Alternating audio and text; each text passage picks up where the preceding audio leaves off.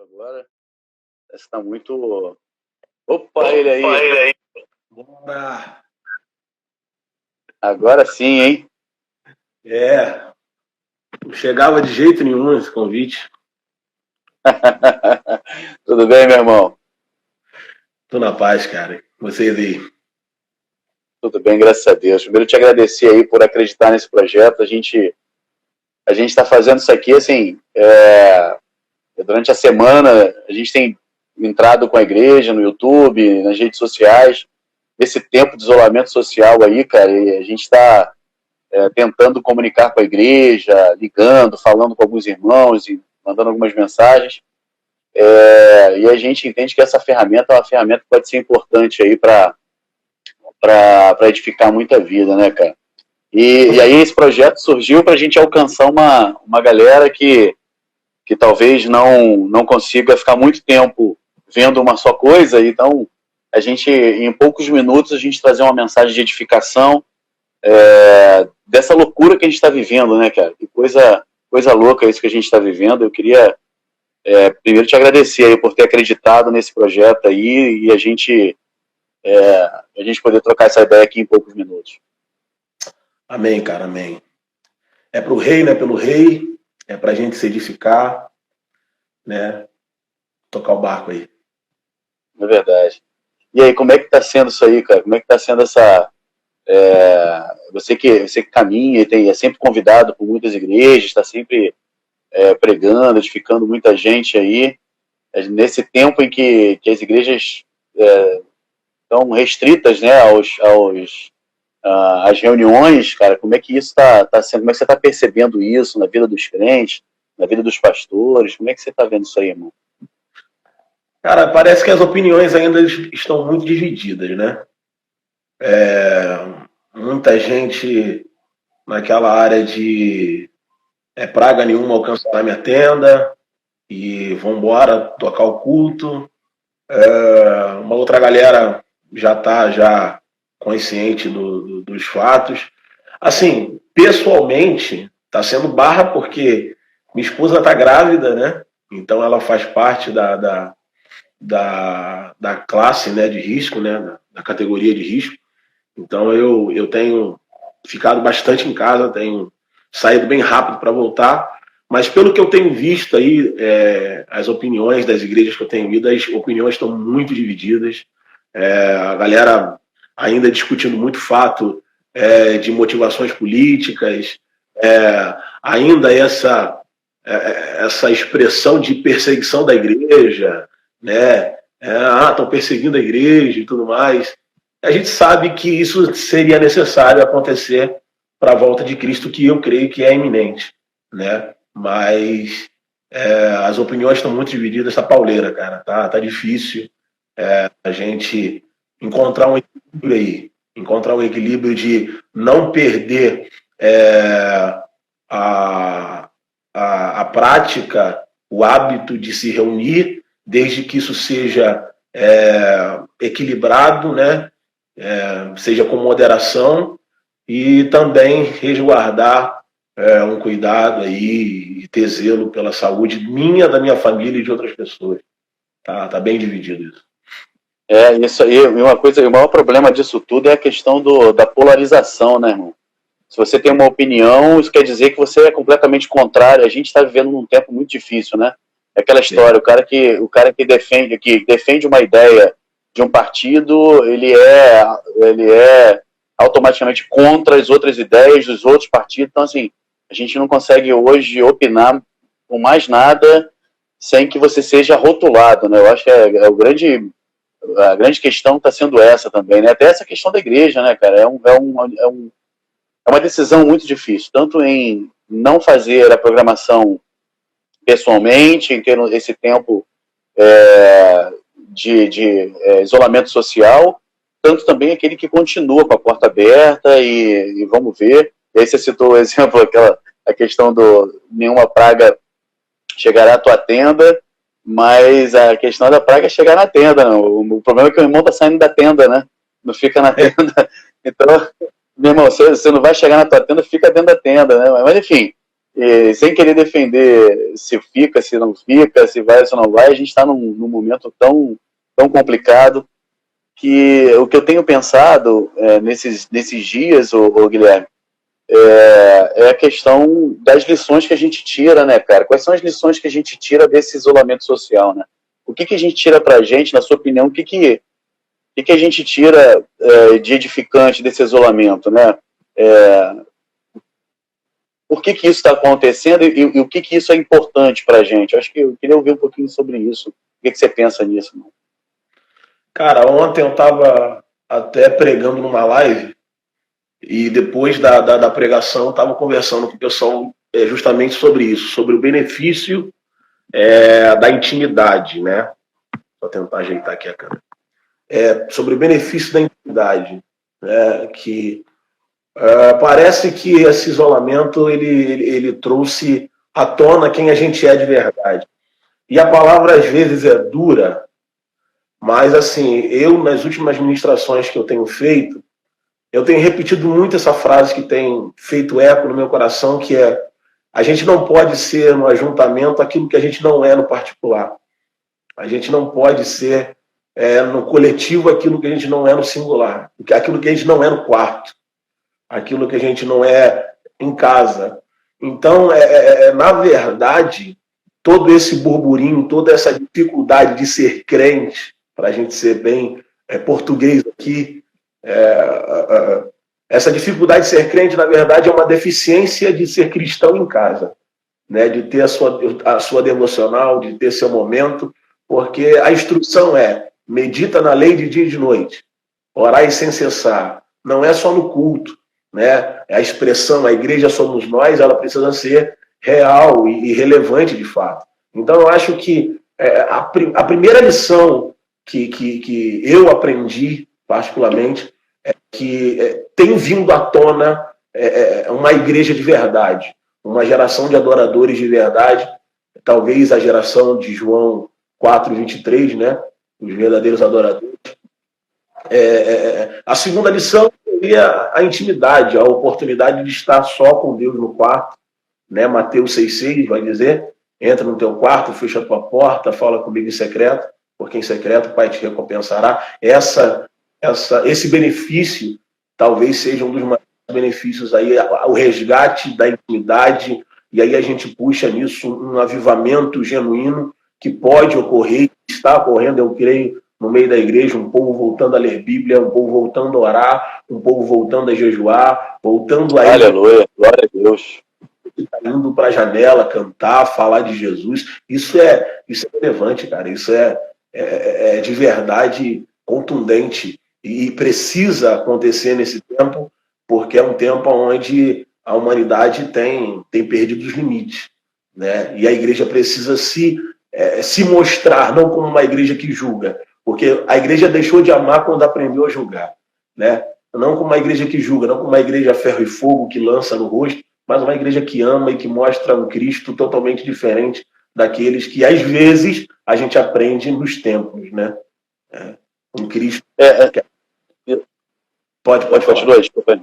Não, eu fico pensando sobre essa questão que você está falando da individualidade. Isso é algo que talvez por muito tempo, né, e assim como você foi criado no Evangelho desde pequeno, na igreja e tudo mais, a gente foi acostumado à questão de ir à igreja, de estar no lugar de culto, de estar no lugar de reunião, e quando a gente se vê privado disso, de certa forma, parece que... E a gente percebe muito isso, né? Parece que tem muito crente perdido, né, cara?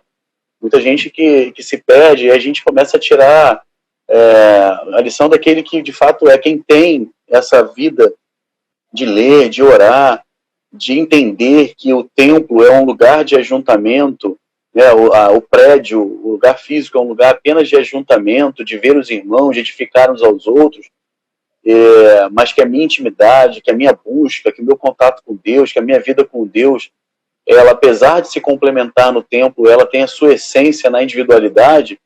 A gente começa agora a sair, né, cara, sair de uma esfera para outra, né, cara? E aí você começa a alcançar a sociedade, né? Porque a igreja muitas vezes perdeu essa capacidade de alcançar as outras áreas da sociedade, porque se o crente é crente só no templo, quando ele está no trabalho, ele deixa de ser igreja.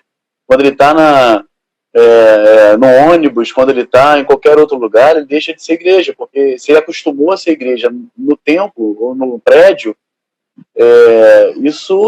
você perde a sua capacidade de ser sal, né? Fora do saleiro, né? Eu acho que, assim, esse tempo, eu tenho pensado muito sobre isso, cara, pensado sobre o que vai ser da gente como igreja quando tudo isso acabar, né? Como é que a gente vai ser quando tudo isso acabar? Eu não sei se você projeta isso, né? Mas eu fico pensando como é que serão os nossos cultos daqui para frente, né? O que você imagina, cara? Ontem eu fiz uma brincadeira com o pastor aqui onde eu estava. Eu falei que depois disso, o que vai começar de igreja online, as igrejas vão começar a abrir algumas igrejas online, umas denominações online. Né? Eu espero isso. Né? Não me assustaria isso, não. Mas eu ontem, eu preciso resgatar, porque ainda está fazendo eco a mensagem de ontem, seria muita inocência da gente, talvez pensar num tempo em que a igreja realmente será igreja e não será o povo de Israel, um povo que é livre do Egito, que é liberto, perdão, do Egito, e chega no Mar Vermelho e esquece do livramento. Aí atravessa o Mar Vermelho, tem fome e esquece do Mar Vermelho. E aí agora tem sede e esquece que teve fome. E isso parece que é uma rotina, parece que é algo que não deixa de acontecer, é algo que é repetido, né? Por maiores que sejam as crises. E não é a primeira crise que a igreja passa, você sabe mais do que eu, né? Não é a primeira crise em que somos perseguidos, entre aspas, né? Na questão de fechar portas de... Seria uma coisa demais pensar justamente possa ser uma igreja renovada, uma igreja avivada. Mas eu creio sim numa transformação. Era necessário que isso acontecesse. Como sempre, Deus usa até as pestes para fazer a sua vontade. Então, eu acredito que, em relação a algumas direções, em relação a alguns âmbitos, a igreja vai mudar sim, vai mudar com relação à responsabilidade social, responsabilidade evangelística. Hoje eu estava lendo sobre o trabalho que a Universal está fazendo, que é um trabalho singular, ainda não tenho fontes firmes disso, mas tem alguns pastores de lá que estão fazendo um trabalho singular, um trabalho também que uma batista de amigos estão fazendo com algumas pessoas em situação de pobreza, né? Então, a igreja precisa resgatar uma responsabilidade social, uma responsabilidade evangelística. Eu acredito que isso vai mudar, mas eu acredito um pouco desacreditando, um pouco no meu equilíbrio, para não querer, aliás, ser irracional e falar, não, a igreja vai se avivar, vai mudar, a coisa vai ser diferente e tal. Segundo a lei de Israel, não é. Segundo a lei, o princípio, perdão, do que está na Bíblia não é. É um povo que se perde fácil numa próxima crise. É só vir a bonança que se esquece. É só vir a bonança que vem o bezerro de ouro. É só vir a bonança que a gente volta a fazer coisas que bicho, eu acho que a gente precisa de Jesus voltando.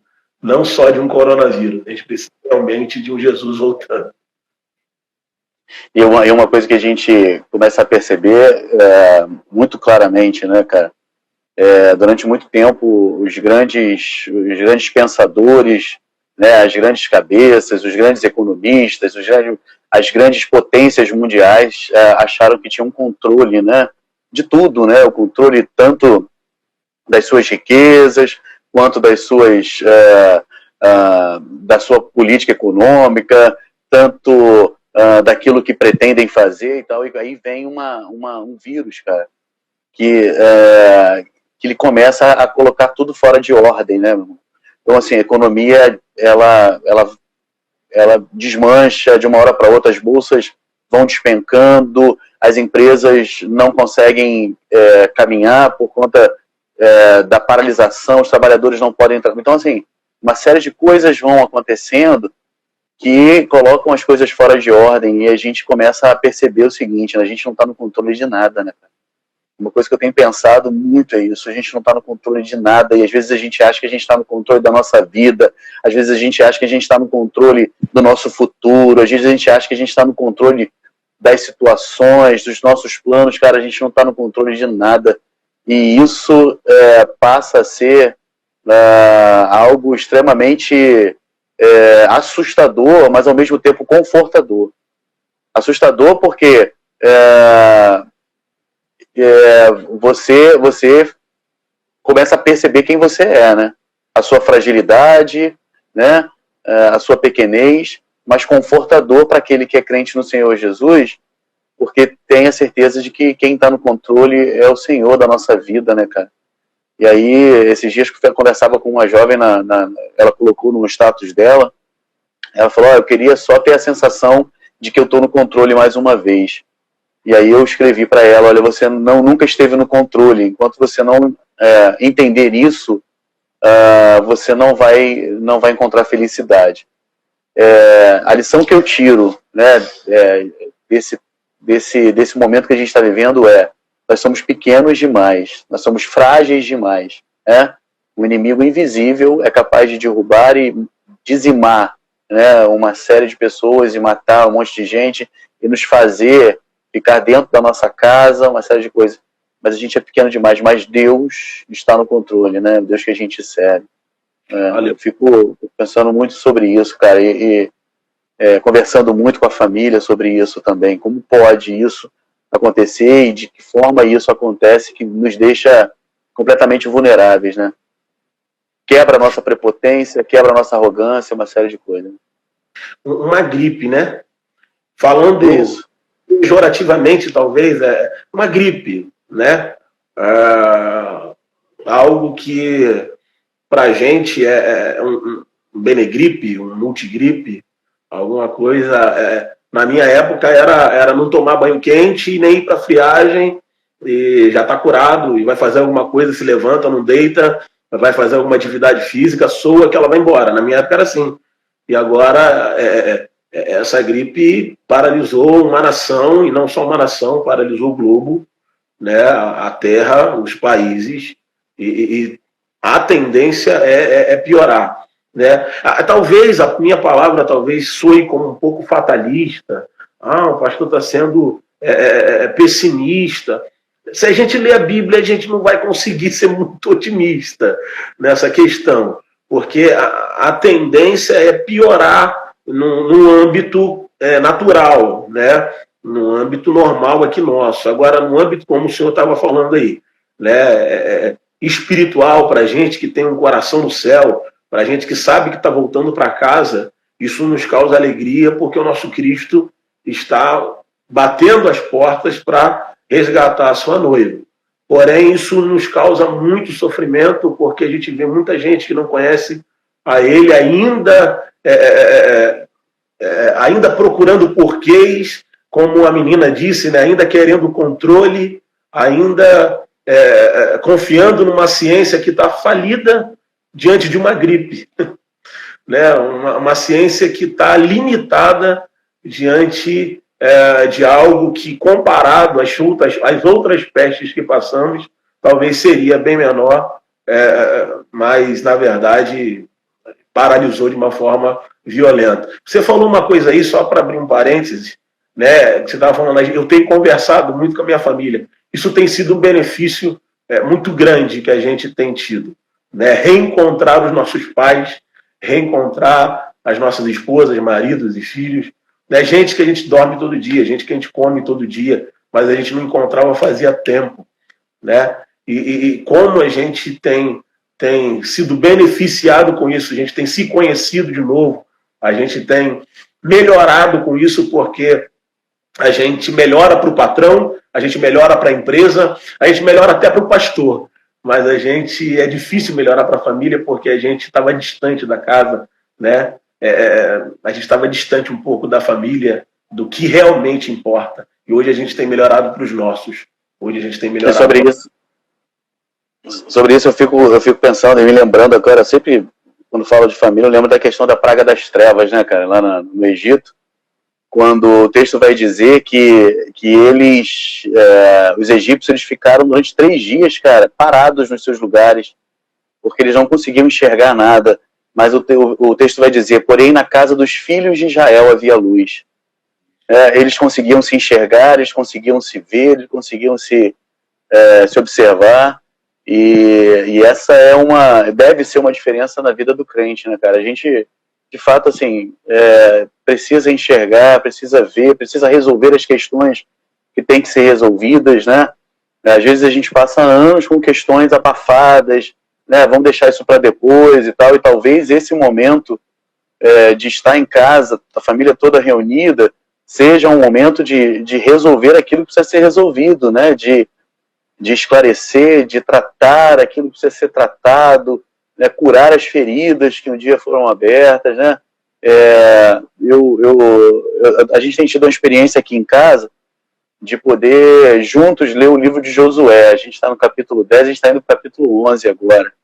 E aí a gente fez um mapa, enfim, juntei com as crianças, fazer um mapa, fizemos um mapa das conquistas de Josué, né, a conquista da Terra Prometida, e cada dia a gente dá uma olhada naquilo, e como isso tem sido bom para a gente, assim, precioso para o meu coração, acima de tudo, né? Porque na correria do dia a dia, Guilherme, a gente trabalha, que a gente tem igreja, e a gente vai fazer as coisas, quando a gente chega em casa, cara, às vezes é um abraço rápido, às vezes é um beijo rápido, e sentar para conversar, sentar para olhar, resolver problemas que precisam ser resolvidos. Cara, isso tem sido precioso. Quem ainda não consegue, e minha esposa estava falando sobre isso, eu imagino quem não tem clima para ficar em casa, como está se virando nessa questão ou resolve as questões agora, meu irmão, ou vou enlouquecer. Ou vai ter que... Prefere o corona, né? Ou resolve com a família ou resolve com o corona. É um ou outro. Infelizmente a gente tem que fazer a piada, mas é melhor resolver com a casa. Na casa tem vida. Isso que acontece das trevas e da luz acontece de novo, se o senhor lembrar, lá na frente no Mar Vermelho, porque a Bíblia vai dizer que a coluna de fogo sai da frente, vai para trás, o anjo que estava na frente vai para trás, e isso atrasa um pouco o povo do Egito, e na verdade o dia virou noite para o Egito e continua de dia para o povo de Israel. Né? Como Deus cuida da gente, como Deus cuida da nossa casa, e como é importante a gente continuar com a luz acesa dentro de casa. Né? Essa para ela é propícia, ela encaixa perfeitamente como é importante a gente manter a candeia acesa em casa, né? Acredito que as fagulhas, as brasas, né, elas estão se reacendendo. Não sendo otimista, eu tenho vivido isso na minha casa, tenho visto muitas famílias de volta, vivendo de novo, gente que estava no UTI, né? Famílias que estavam... esses dias eu tive a alegria de receber uma mensagem de um casal que eu aconselho há uns 2 meses já, e eles estão casados há alguns anos, e a esposa já tinha falado para mim, pastor, eu não aguento mais, é divórcio e tudo mais, e com o corona, eles parecem que voltaram a namorar. Né? Eu recebi essa mensagem, eu fiquei extremamente feliz, e como a gente precisa olhar essa crise por um outro lado, por um outro prisma, numa outra direção. É necessário a gente ver essa crise como algo que tem sido, aliás, edificante, restaurador, milagroso no meio de nós. Irmão, a gente está caminhando para o final, né? A gente não quer também tomar muito teu tempo, nem alongar muito a questão aqui, mas eu queria que rapidamente você pudesse falar um pouquinho sobre... Eu vi aqui a mensagem que chegou aqui, é verdade. que você pudesse falar um pouquinho para os crentes, assim, né? Como é que os crentes, quais são as dicas que você dá, né? O conselho que você dá nesse tempo que a gente está vivendo? Qual é o conselho que você dá para os crentes em Cristo Jesus, né? Como igreja, longe do lugar de reunião, longe do prédio, como igreja, o que os crentes devem viver, na sua opinião, cara? É algo que eu tenho tentado fazer, voltar a fazer, né? Você que me conhece, você sabe que hoje sou pastor por misericórdia e graça de Deus, mas meu início é música, né? Meu início é o louvor. E eu tenho louvor ainda muito aceso na minha veia, né? É algo que eu não abro mão. E eu estava um tempo sem instrumento. Eu vou contar primeiro essa experiência para depois tentar entender, para vocês entenderem. E eu estava um tempo sem instrumento, comecei a fazer algumas pesquisas e consegui um violão baratinho e comprei. Né? Consegui resgatar uma chama na devocional que tinha ficado automática, tinha virado rotineira. Ler Bíblia, orar, sim. Mas era aquela questão, vou ler porque preciso ler, vou orar porque preciso orar e não simplesmente porque é o meu prazer. Simplesmente porque é algo que acende uma chama de sobrevivência minha. Então voltei para o meu quarto. Então algo que eu aprendi e que eu vejo que é necessário é a gente tentar resgatar alguns pontos que a gente perdeu lá atrás. Coisas que a gente fazia lá atrás e a gente parou de fazer. Quando a gente começa a estudar muito, quando a gente começa a saber muito, infelizmente, às vezes o saber ele se torna um inimigo, porque nos torna naturais, nos torna nécios, às vezes, nos torna carnais demais. E às vezes a gente deixa de orar simplesmente porque alguém falou, não, isso é besteira. Às vezes a gente deixa de buscar um pouco mais, não, isso é besteira. Né? De um jeito que lá atrás a gente fazia e trazia uma alegria tão grande ao nosso coração que a gente simplesmente perdeu pela maturidade. David Keelan tem uma canção antiga da nossa época, né? Ele cantava, mas às vezes sou levado pela vontade de crescer, torno-me independente e deixo de simplesmente crer. É exatamente isso que acontece com a gente. Resgatar o princípio, né? Quem sabe aquela canção, eu quero voltar ao primeiro amor, resgatar os primeiros hábitos, né? Os primeiros passos, né? Voltar ao culto no lar, voltar a um tempo de busca em família, voltar a um tempo de oração como família, apresentar os filhos, a mulher, o esposo, a Deus juntos. Né? Eu acho que essas práticas, esse exercício diário, a repetição gera rotina, né? O exercício ele vai virando uma rotina, e aquilo que era pesado no primeiro dia já não é mais pesado na próxima semana. Então, já que essa quarentena está se prolongando, e o que me parece é que vai se prolongar um pouco mais, que a gente possa buscar junto. Porque buscar separado eu creio também que seja um pouco, como é que eu posso dizer, um pouco vago, um pouco vazio, né? Como se fosse eu buscando no meu quarto, minha esposa na sala, minha filha no outro quarto. Qual é a dificuldade de dar 5 passos numa casa pequena como a minha e se encontrar? Né? Ou às vezes 10, 15, 20 passos numa casa maior e se encontrar e falar, vamos buscar juntos. Né? Eu acho que isso é ideal porque esse tempo tem feito muita gente enjoar do celular. Esse tempo tem feito muita gente enjoar do Facebook porque não tem mais nada para fazer. Só ficar nisso aqui, o pessoal tem enjoado, não tem conseguindo mais ficar no Insta, no Facebook. Então, já que não veio por bem, já que a igreja não busca por bem, então vamos trancar ele dentro de casa para eles enjoarem de algo que é limitado. Como a gente vê que o Instagram, o Face, o WhatsApp é limitado, porque ficar o dia inteiro com o olho nesse celular, irmão, que tortura. Que tortura, não tem mais nada para ver. Ainda mais quando a notícia é repetida. A gente só vê corona, covid, a mesma coisa sempre. E aí vem as questões políticas, e aí vem outras questões e tudo mais. É a mesma coisa. Então desliga o celular, se desconecta. O nome do projeto é esse, desconecta. Isso ardeu no meu coração, algo extremamente poderoso. Né? Desliga a televisão um pouco, porque até a televisão tá chato de ver. É uma guerra, um canal falando do outro, um manipulando notícia daqui, outro manipulando notícia de lá. Né? Desliga um pouco, vai para a Bíblia, vai confiar em Deus, vai se entregar a Deus. Aleluia, glória a Deus, aleluia.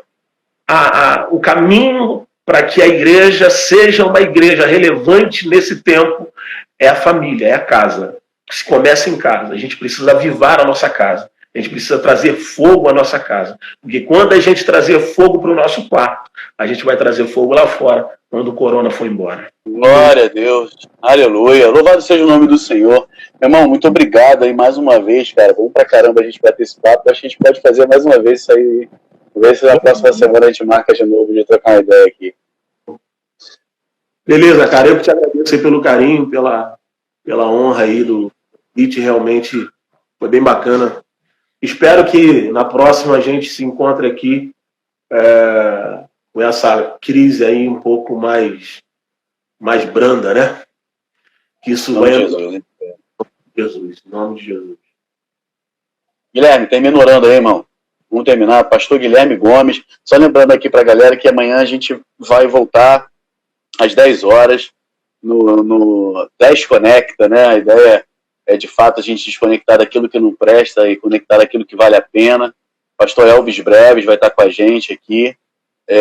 Na quarta-feira, pastor Marcelino, da Igreja Batista Central de Serra, no Espírito Santo.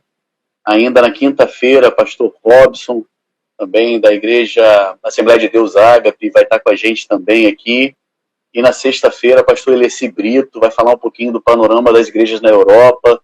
Ele que é diretor da Missão Cristã Europeia. Então, né, durante toda essa semana a gente vai estar junto aí, reunido, trocando a ideia aqui. Eu quero agradecer a todo mundo que está com a gente aí, a igreja que está participando desse momento. Vamos orar para a gente encerrar? Ora aí, Guilherme, por favor, em nome de Jesus.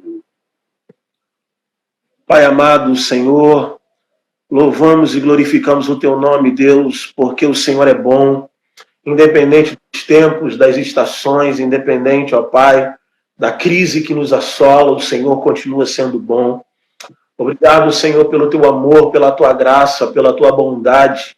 Senhor, obrigado, Senhor, porque o Senhor tem coberto a nossa casa, tem coberto, Senhor, a casa dos nossos familiares.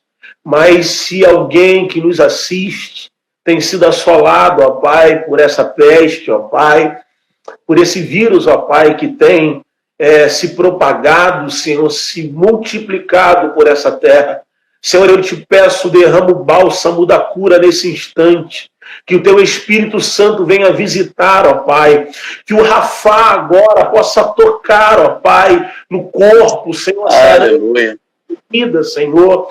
Deus, em nome de Jesus, levante as suas mãos poderosas, Senhor, misericordiosas, ó Deus, sobre essa nação, sobre este planeta, sobre as nações, ó Pai, espalhadas, ó Pai, sobre cada missionário, cada pastor, cada igreja, ó Pai, que agora, ó Pai, está na linha de frente, Senhor, que agora está exposta, Senhor, a um cenário, a um relatório, Senhor, totalmente controverso. Deus, em nome de Jesus, cubra os Teus filhos. Deus, dê sabedoria aos médicos, aos cientistas, ó Pai. Abra o entendimento do homem, porque a Tua palavra diz que toda a ciência está retida em Ti. Senhor, em nome de Jesus, derrama, Senhor, a cura sobre este país, derrama a cura sobre a humanidade e, Senhor, faz realmente, Senhor, com que os Teus milagres possam, Senhor, ser manifestados, Senhor, em nosso meio, em nome de Jesus. Guarda a nossa casa, guarda os nossos, guarda a nossa família. Senhor, que de verdade, ó Deus, a chama do avivamento venha se acender em nossos corações e que o marido, Senhor, você tem o teu coração voltado à sua esposa, a esposa do seu marido, os filhos aos pais, os pais aos filhos, assim como diz Malaquias no seu último versículo, dizendo: e converterei o coração dos pais aos filhos